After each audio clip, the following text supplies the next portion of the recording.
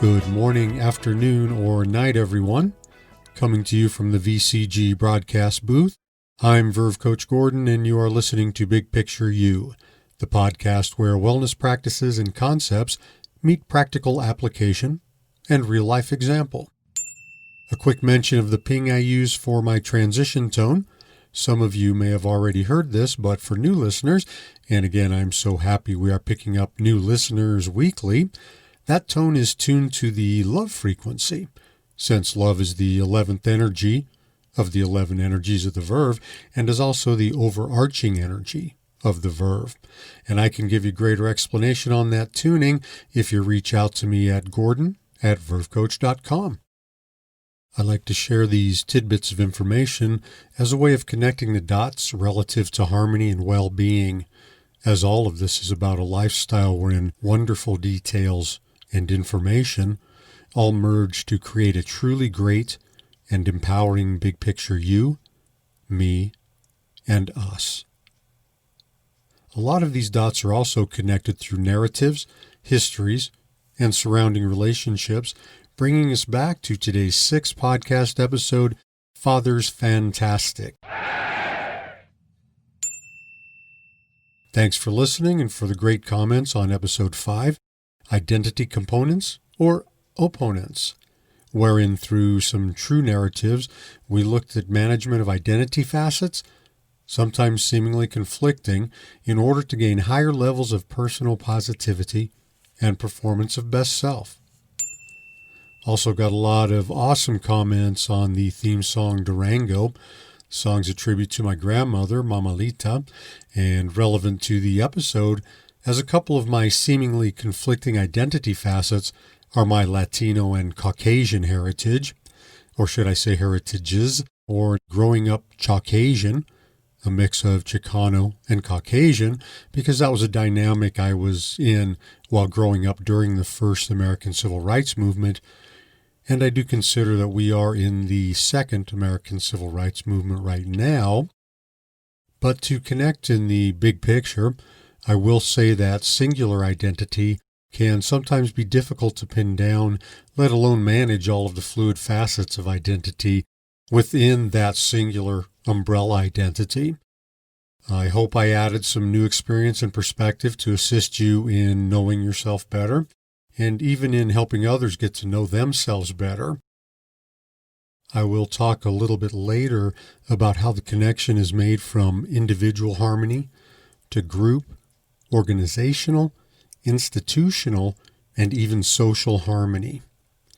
In episode 5, I also told a true story of a personal narrative relative to the killing of George Floyd and surrounding social dynamics.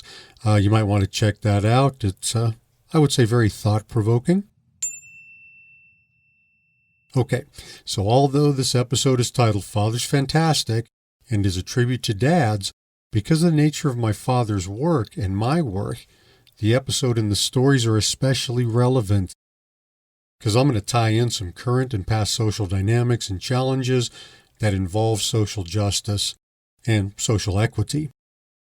As always, the program is relative to the big picture you, big picture me, and big picture us.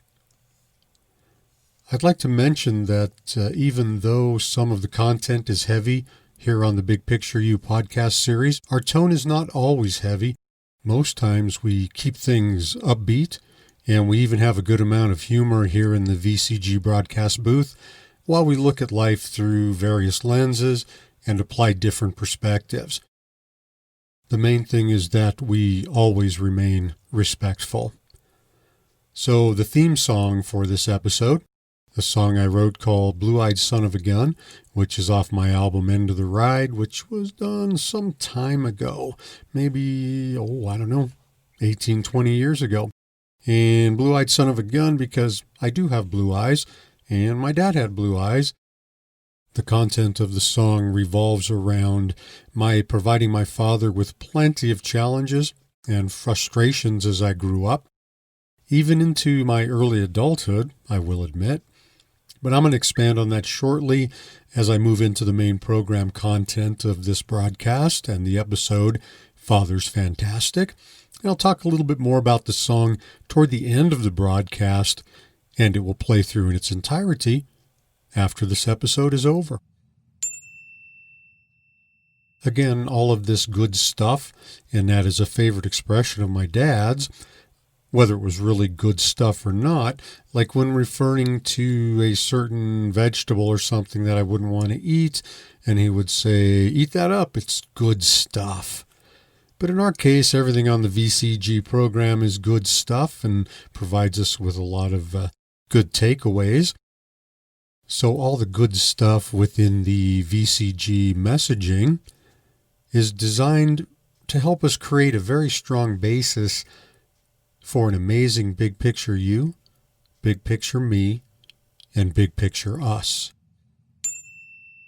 As I mentioned last time, I've had many strong female influencers in my life and have spoken of them in previous episodes. But I have also had very strong male influencers in my life, particularly my dad, whom I wish to speak about in this Father's Day tribute show, Father's Fantastic. And that'll be the main content of our episode today, the 6th Big Picture You episode. I've also received some comments from some listeners, and thank you so much. Father's Fantastic. And I'll be mixing those into the program today. Remember, you can always reach out to me with comments at any time at Gordon@vervecoach.com, or you can visit my website at www.vervecoach.com to find more details on me and what I do, as well as a contact form you can use. The Big Picture You podcast series is available on these podcast platforms: Apple Podcasts, Spotify Podcasts, Pocket Casts, Google Podcasts, Overcast, and RadioPublic, as well as Breaker. Episodes can also be found on my website, on the media page, and on my YouTube channel, also on my Vimeo channel. All right, as we come back around to our reasons for this particular episode, first thing I'd like to do is circle back to the theme song, Blue-Eyed Son of a Gun, some of the lyric meaning, some of the intent. It is a tribute to my dad, and I will expand on that later in the program. In this episode, episode 6, Father's Fantastic, I'm featuring some listener comments as well, and a personal narrative surrounding my father and our relationship over the years. My dad was an amazing and hardworking guy who loved his work and his family. And as I truly enjoy connecting dots, and it is one of my fields of expertise, I'm going to pull forward a connection to the last Big Picture You episode, episode 5, Identity Components or Opponents, and the notion of multiple and shifting, sometimes seemingly conflicting identity facets, or what I call oxymoronic identity components. So watch for that a little bit later in the summer. Of course, this is my story and path, thoughts and opinions coming from me, and however well informed my thoughts and opinions may be, you may or may not agree with me. And that is totally cool.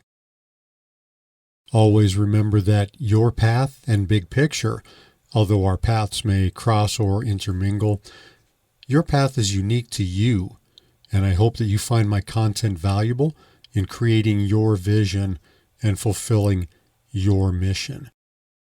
I do a lot of work in vision and mission setting with individual and group clients, so reach out to me if you have any questions or just to let me know how you feel. You can get to me at Gordon@vervecoach.com. You are listening to Big Picture You podcast series coming to you from VCG Studios. Now on to Father's Fantastic, and the stuff that created me and my dad's Big Picture Us. To get us started, though, my friend Orlando recently told me that one of the most important things he learned from his dad was to become involved in his son's activities. He said his dad was a longtime Little League coach, even after Orlando's playing days ended. He also says that he appreciated the time his father spent with the kids, and he has followed in his dad's footsteps by being an assistant ice hockey coach on his own son's youth hockey teams. Later, as a volunteer with the Blue Knights Drum and Bugle Corps, when his son was a performer. He closes out by saying, "Great times. I've known Orlando for a good while now, and I've seen firsthand what a wonderful and dedicated dad he is. Hats off to a job very well done, my friend, and thanks so much for sharing that with us here on the Big Picture You podcast series. And please remember that I don't tell these stories and anecdotes, especially personal stories and anecdotes, to be Johnny Cool Guy, but only because they're relative to my messaging in the big picture and within this podcast series in the way we are connecting dots to real-life examples." Following up on Orlando's comments, my father graduated from the police academy the year I was born, and he had to do shift work. He was the new guy as a police officer, so most of his shifts were nights and weekends. So his attendance at school and other events was somewhat minimal for a lot of my childhood. He also worked additional private security shifts a lot. But I very clearly remember many games of catch with the football and baseball with him in the yard, where he imparted many bits of wisdom and advice as well as life lessons. As his time on the job passed and he gained seniority, he was able to get specific weekends and vacation time off, and he and I went on many fishing trips together, sometimes with my youngest sister, and we always took a summer vacation as well, at first in a big tent, then a progression of pop-up style camper trailers. Started with a small homemade one and made it all the way up to one with an inside table and seating arrangement for eating with a stove and a refrigerator. Pretty cool stuff. As a family, we crisscrossed most of the western United States during the interstate boom that began in the 1950s, carried us through the 1960s and into the early 1970s, when all us kids were turning into young adults with jobs and friends and other responsibilities, too grown up and cool to go on the family vacations. Besides the camping and fishing and rounds of catch, he also taught me how to do home improvements and auto repair projects. I remember very specifically what I believe was the first home improvement project I helped him with, and we were in a crawl space under one of our first homes, and he asked me to hand him some various supplies, nuts, bolts, screws, tools, and he showed me what each tool was, told me the name of it, and I was very small, probably about preschool age, but I do remember that instance. I also remember with great mental clarity when he let me drive the family car while pulling one of those camping trailers on a vacation with the family riding along on the interstate highway and not in Colorado while I only had my learner's permit. So even though a police officer, a little bit flexible on that one, I remember it was a winding piece of highway and I did everything to the T, keeping steady rotation of my eyes from the windshield to the inside mirror, to the driver's outside mirror, to the passenger outside mirror, to the speedometer, and then all round again. My hands were at 10 and 2, posture was erect, lane alignment was correct, and all focus was engaged. But I reckon he was confident in me, the way he taught me, and the way I learned, and also the values he had instilled in me beyond driving a car.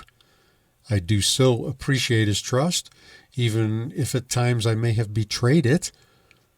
But we kind of do stuff when we're young, and my dad was cool enough to take things in stride and roll with the punches. The day I left home at 18 years old, we'd had a major disagreement.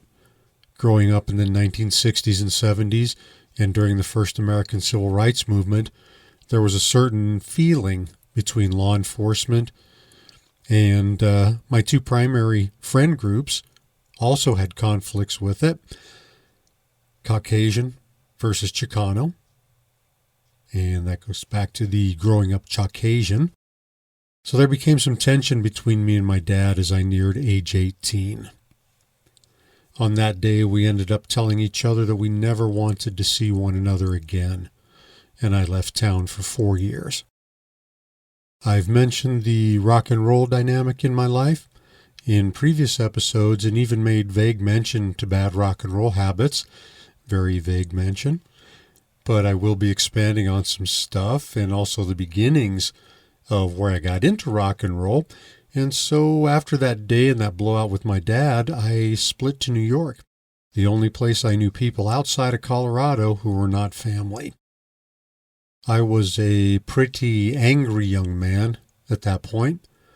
It was in New Jersey where I started playing in those bands and some pretty severe punk bands. That was right at the beginning of the original punk rock movement. And so there was some ways to vent some anger and some ways in New York, New Jersey to start getting into some bad rock and roll habits. At one point during my time on the East Coast, my dad wrote me a very heartfelt letter that affected me deeply. He was apologizing for not being such a great dad. And I'm like, what? Suddenly, I was aware that I had a part in this feud as well. All the blame shouldn't be on him. I guess I had matured at least a little bit since that day that we had our big blowout. Never wanted to see each other again. I eventually got homesick. After about 4 years, I called him and told him I wanted to move back home, and he said, "There will always be a place for you here." My intent was to stay with my folks long enough to fully repair the relationship with my dad, become friends, and together we accomplished that. After a few years, I got back to my own pad again. I have to say, though, that I definitely brought the rock and roll vibe home and that it greatly expanded during those few years. After the punk rock came new wave, and I was playing a lot of gigs. Along with new wave came the 12-inch mohawk in various colors with nearly a waist-long rat tail down my back. And you can look these things up on YouTube if you're not certain of what a rat tail might be. All kinds of fashion options came about that may or may not have been prudent choices, at least from a 2020 perspective. After my 5th ear piercing, one of my uncles asked my dad what he thought of all this rock and roll stuff, and my dad simply said, if he wants to live an alternative lifestyle, he better be prepared to take the heat. And the heat I did take more than a few times. An amazing and strong, yet sensitive human being. My dad saved my bacon big time just before I left for New York, which became another stressor on our relationship. But I'll devote an entire episode to that in the future. Now, I believe my father became a police officer because he wanted to help people. As I said in my last episode, I don't believe that he was a batterer or abuser. And he worked and worked hard, eventually gaining a promotion to detective in the juvenile division because he really enjoyed working with kids. And I liken my path to what he was doing as well. Also, in terms of a life's path, my dad just wanted me to find something that I love to do for a living and just go with it 100% and do my very best. Never had any grand expectations or manipulation, and specifically told me he would prefer that I not become a police officer. And I think I am finally aligning and being true to at least some of his wishes. My dad was hurt seriously a few times while he was on the job. One time in particular, and we never really got, by we I mean the kids in my family, never really got a complete explanation of this particular evening's injuries. But I remember the middle of the night, a police car screeches up with siren and lights on, and there's a ring at the bell at the front door. My mother answers. Next thing I know, she goes across the street, gets our neighbor to come watch the kids, gets in the police car, and they squeal away, lights and sirens running. My dad was in the hospital for quite a few weeks, and then he was off the job for more than a few months. He was doing some home physical therapies, or PTs as they call them now, and he was bringing himself back to health that whole time. Lots of scars, but never a full explanation to the kids. There was another time when he wrote a woman a traffic ticket, and she sped down the highway after getting the ticket, turned around, came back the wrong way on the highway, hit him, knocked him, 100 feet through the air, and he hit the ground with broken bones and internal injuries. And of course, she got a ticket and got taken away. I was pretty young, so I never heard what really the outcome of that was. But as I say, a very sensitive man in a very difficult and sometimes insensitive job. On the lighter side, though, he worked security for the Beatles, and he also worked security for Elvis. Kind of cool little pieces there. And I'm going to wrap up this segment about my dad with this closing anecdote, and it revolves around some of the challenges that I presented with him, or at least kind of represents some of the challenge involved in raising me. I had come home one evening from high school in a certain condition, and I was imbibing with some friends after school, and I came home late, and I was old enough at this point that my father was getting evenings off and having dinner with the family now. I walked in the door, and the only seat available at the table was next to my dad. We were a family of 6, so the kitchen was pretty well filled at the table. So I took that empty chair next to my dad. My younger sister knew that I had been imbibing a little bit, and so she started mugging on me, just making faces and stuff. And I was trying to hold my laughter, did pretty well during the main course. For dessert, we had strawberry shortcake with whipped cream. And I was eating that, and I had a nice big mouthful, and my sister did something, and I was going to laugh, and I didn't want to spit whipped cream and strawberries on the table. I turned to my left, and who do you think was sitting on my left but my father? And I spit whipped cream, shortcake, and strawberries all over the side of his face. Again, a very sensitive man, very difficult job, tough raising a family, but a cool cucumber. All he said was, "I think you better go to your room." And boy, oh boy, did I hightail it to my room. A great guy, my dad. Miss him dearly. You are listening to Big Picture You podcast series coming to you from VCT Studios. All right, let's continue with Father's Fantastic. And I've learned a lot from my dad. As I say, I miss him dearly, having passed some 13 and a half years ago.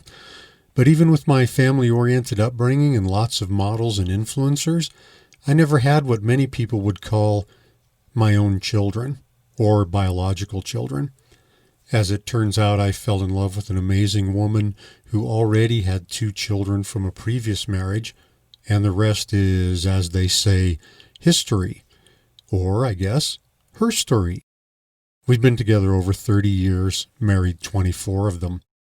You know, we wind our way through life with a plan that may or may not work out.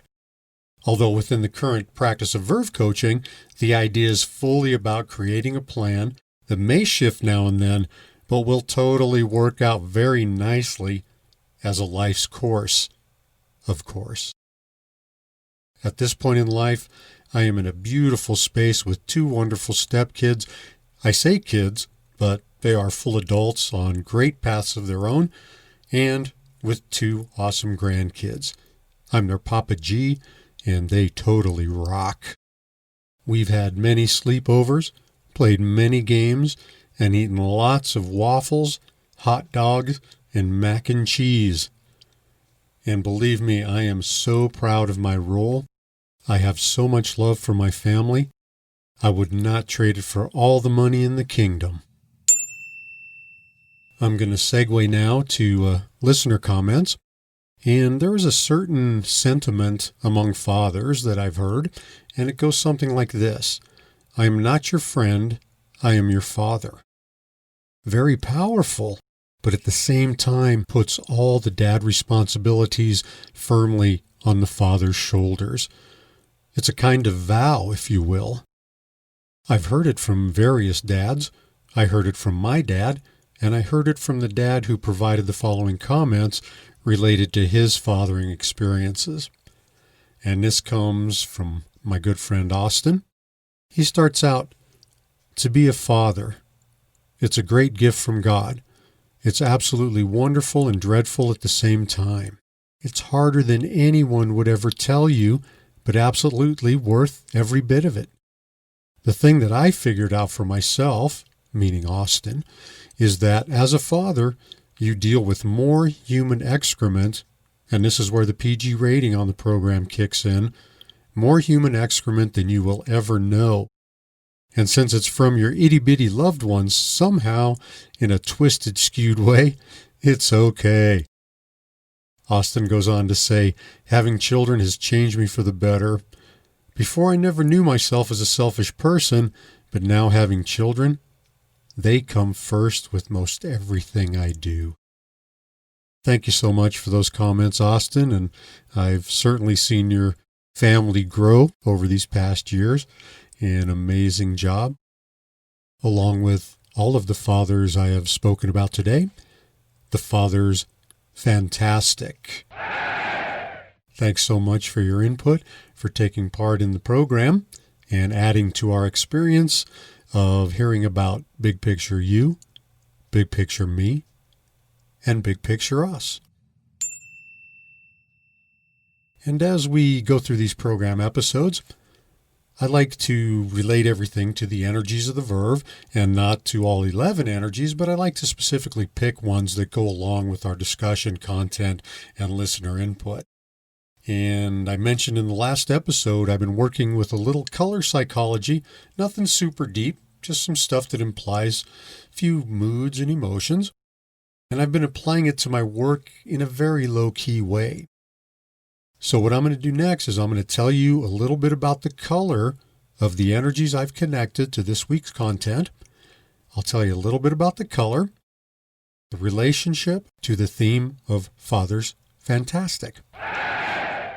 Now, there may be other crossovers, and if you have access to the 11 energies of the Verve list, which is available at my website, www.vervecoach.com, it's also available in my book, or you can contact me at info@vervecoach.com, and I'll get a list out to you so you can follow along with these. But the energies I have picked for today, and some of them cross over to last time's episode as well. The first energy I'm going to connect is energy of the Verve number 6, and that is truth, represented by blue. And we're seeing blue and truth reoccur a lot in these episodes. Blue inspires peace, tranquility, stability, harmony, unity, trust, truth, of course, confidence, and loyalty. Blue also represents sky, water, and technology. So to expand a little bit, this is so vital in one's life and relationships, especially with raising children. Truth is important for kids and for parents. My dad always stressed the value of living a truthful life, and he modeled it very well. Let's think also of technology, how truthfulness may be impacted by technology, social media, and our devices as we roll through our lives. The second energy I'd like to connect is energy of the Verve number 7, and that is self-value, represented by dark blue. Dark blue symbolizes integrity, knowledge, power, and seriousness. And seriousness we can look at kind of as when a dad says, "I'm not your friend, I'm your father." Now, self-value hinges on being truthful.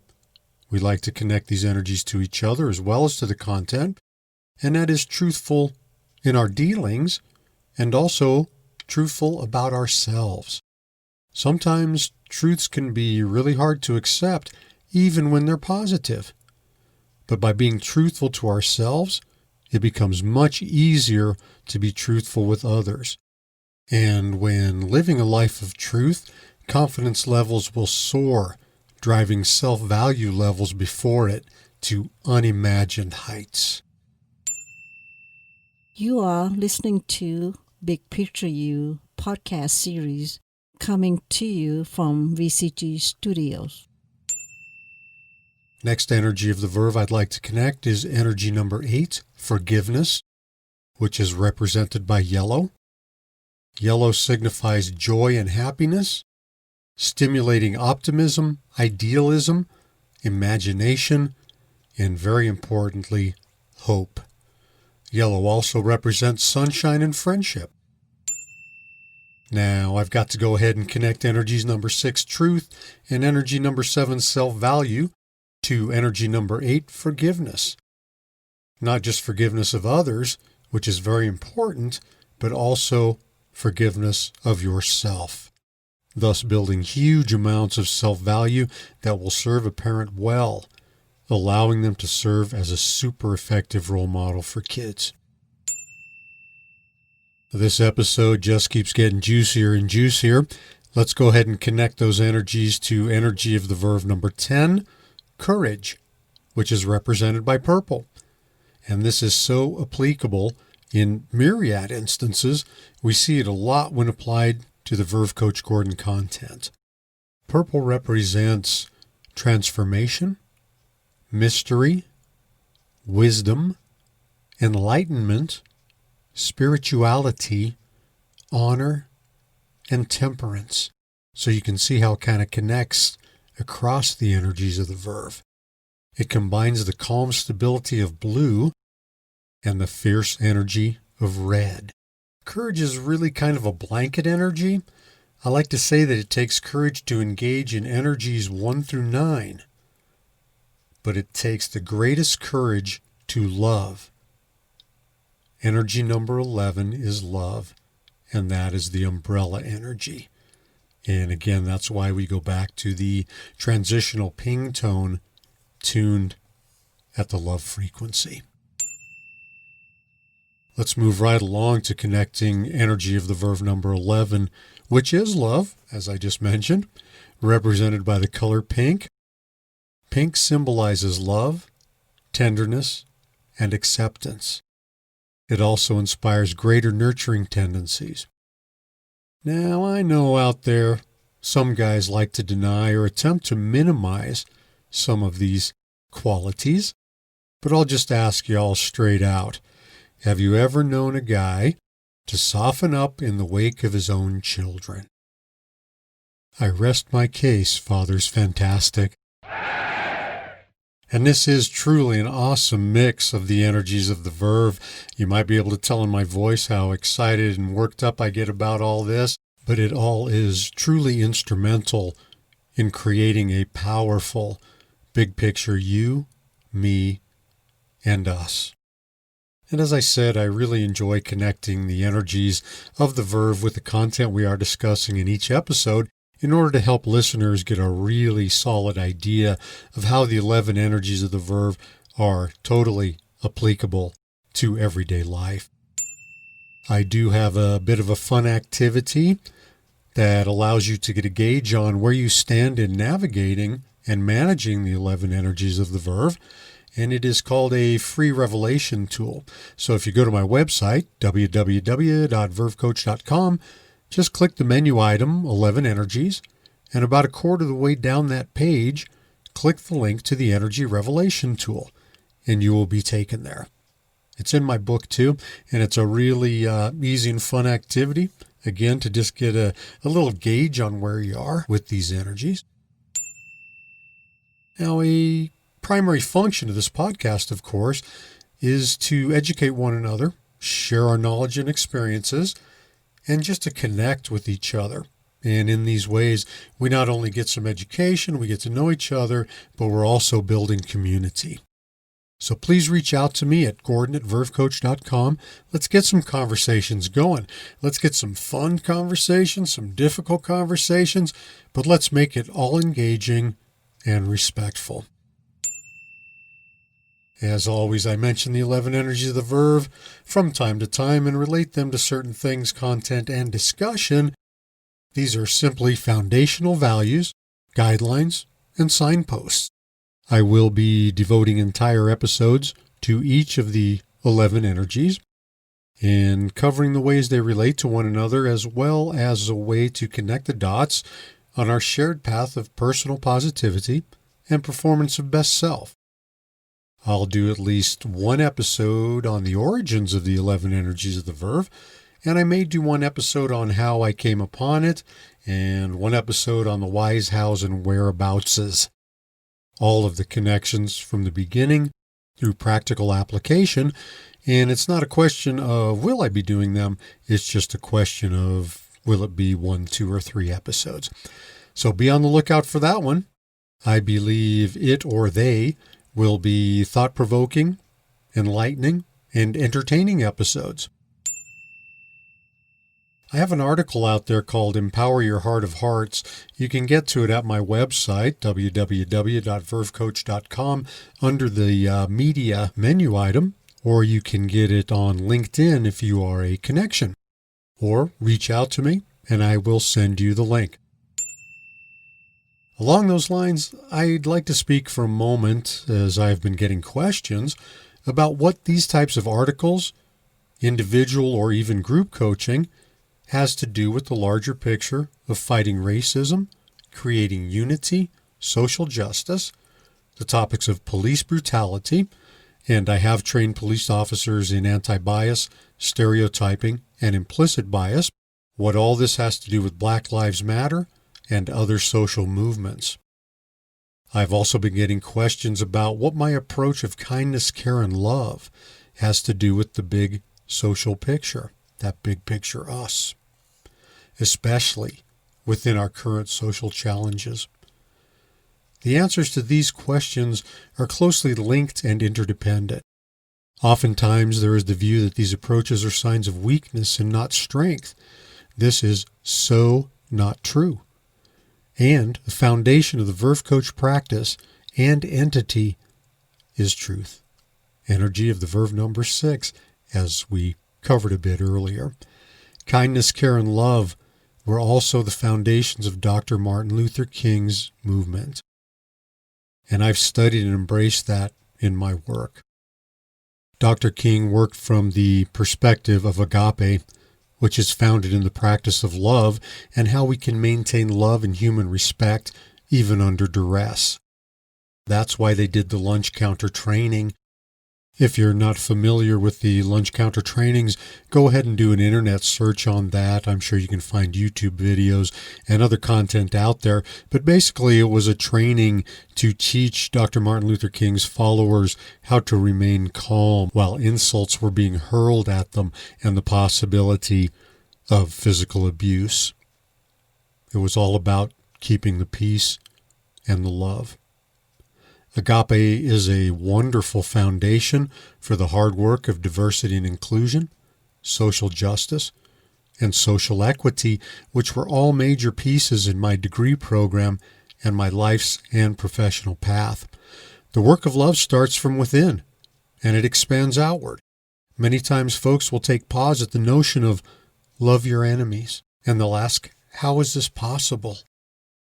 Through careful study of Dr. King's work, I've created an infographic called Spheres of Love and Inclusion that illustrates ranges of love relative to personal investment in relationships and what is closest to your heart of hearts.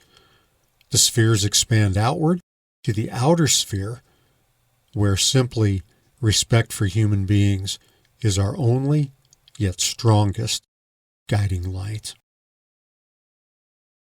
As we become better adjusted inside, and we grow, and we move outside, people begin to read us. It feeds a chain of social and group involvement and engagement.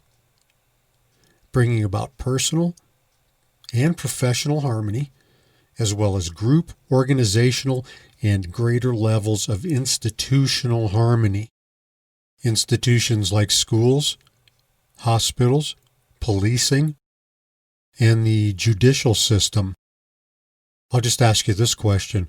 Have you ever noticed that many times our group and organizational values do not match with our personal values? We'll get into that a bit more in a future episode. But for now, I will say that the chain that grows from self-contentment is a really cool illustration of the holistic nature of Verve coaching and the Big Picture You podcast series and the 11 Energies of the Verve book content. The 11 Energies of the Verve book, available at Amazon. 11 Energies of the Verve, a journey of personal positivity and performance of best self. And as I say, it is available on Amazon, or reach out to me and I can get a signed copy to you. Be sure to get the second issue with the 11 graphic on the front. The one with the sun and the hand graphic on the front is out of print and should not be available. I've seen some used copies of the first issue out there, and I've tried to buy up what I can. There is a lot of self-wellness and motivational content, dynamic and fun photos and graphics, as well as some suggested wellness activities and routines based on what I do. The audiobook will be out soon. And I'd like to say thanks again to everyone who contributed to this episode for sharing some personal feelings and information. Energy of the Verve number 10, courage. And for comments, concerns, questions, issues, suggestions for interviews, or ideas for future programs, reach out to me at info@vervecoach.com. Our next episode, episode number 7 of the Big Picture You podcast series, is entitled, It's Okay to Feel Good. Be happy. We take a lot of negative hits, and they are very strong. But the negatives do not outweigh the positives, and we'll be getting into some of that. Okay, back to the theme music for this episode. Blue-Eyed Son of a Gun off my album End of the Ride. Again, as I mentioned, I have blue eyes, my dad had blue eyes, and I gave him a good bit of challenges as I was coming up and put a bit of frustration on him, even into my early adulthood. And I'm going to expand on that again in a future episode. There's lots of juicy stuff coming up on the Big Picture You podcast series, but back to the song. There's themes like, boy, keep your feet on the ground, be truthful, work in order to be happy. The blues will knock you down, no pity parties. I had an uncle that lent me a lyric idea. He would not drive his car if it did not have 4 hubcaps on it, or wheel covers. Now, cars today, the wheel's all one piece, but back then it was a very plain wheel. There were no spinners or anything, and then a cover went on top of it. They would fly off when you hit a pothole or the curb or something like that. To my uncle, an automobile was not complete unless it had all 4 wheel covers. And he wouldn't drive his car. After he had lost the wheel cover, we were all going out to dinner, and he asked me to drive because he had incomplete presentation. So there's a lyric there, 4-wheel cover. That just means being complete, living a complete life. There's another lyric, straight-tongued lover. And although it sounds somewhat dubious, it really means simply to always be truthful and approach life with love in your mind and heart.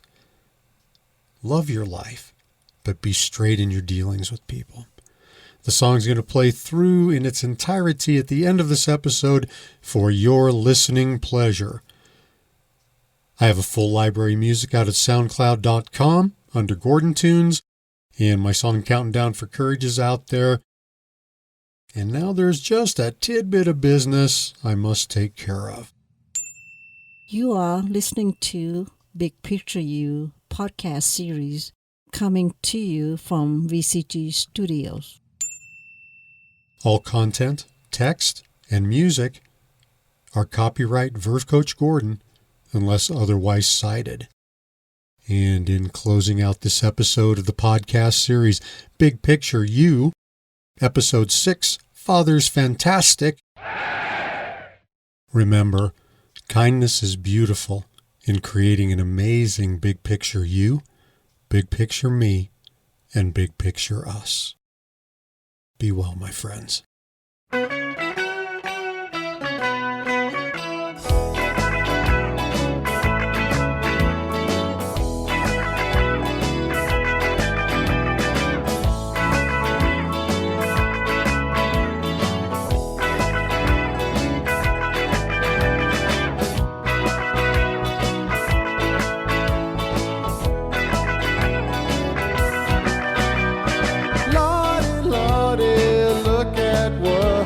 Done. Well, I'm passing 40, got the devil on the run. 'Cause I'm a straight-tongue lover, four-wheel cover, mighty talking, blue-eyed son of a gun. Done and did now, my daddy told me, son.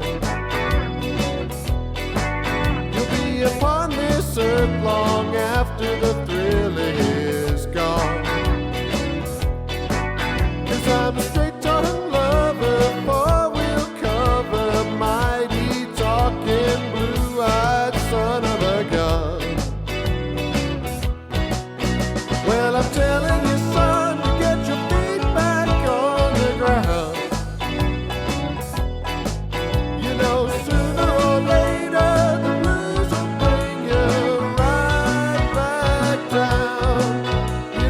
turn your back on the business end of a gun.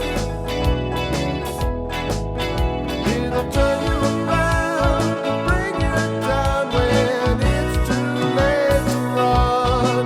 So hang around. On and on now, the music turns me around, and the jukebox singing out those crazy sound. 'Cause I'm a straight